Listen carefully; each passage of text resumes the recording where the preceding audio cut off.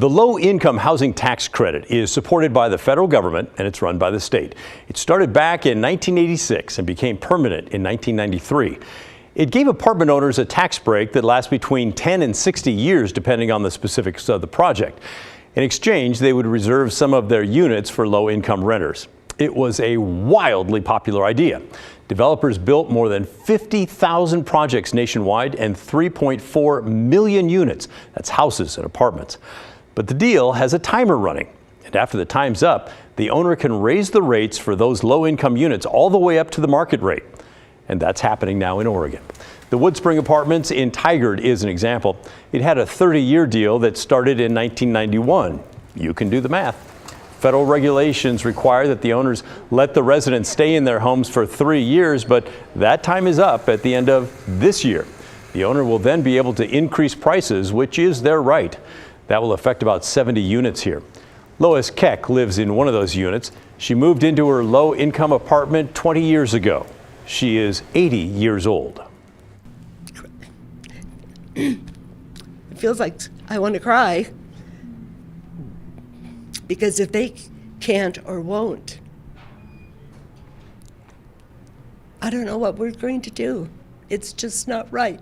When you have something that seniors can afford and you take that away from them, but you say we're going to build all this new development for homeless, why in the world are they sending us out on the street when they've got property that can, for a fraction of the money, keep us housed instead of letting us have to start all over again? I mean, at 80 years old, living there 20 years, I've said this before, but I'll share it with you again. It's not just taking my walls away from me. You're taking months of my life away because of the stress. I'm sorry. You can really feel the heartache there. Lois says she pays roughly $1,200 a month for her one-bedroom apartment.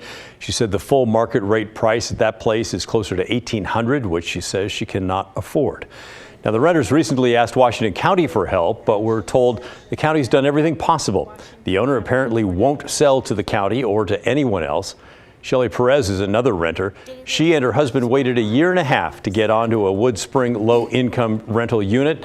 She had no idea it was all going to change. We have fallen in love with our neighbors, and they're not neighbors, they're our friends now.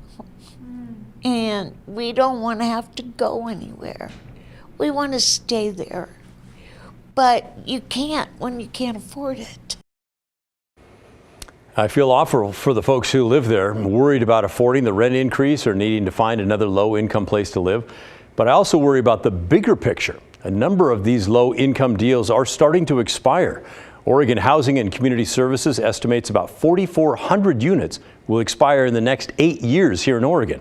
That's a lot of people and a lot of lives turned upside down.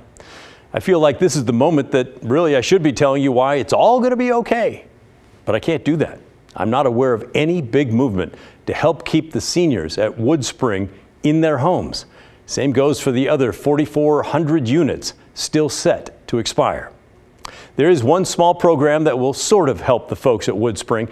The legislature set aside $500,000 last year to help out. The State Housing Authority is taking half that money for administration and staff time. The remaining money will give each of the low-income residents a one-time lump sum of about $3,000. They can use that to help pay the increased rent when it goes up, or use it toward moving somewhere else.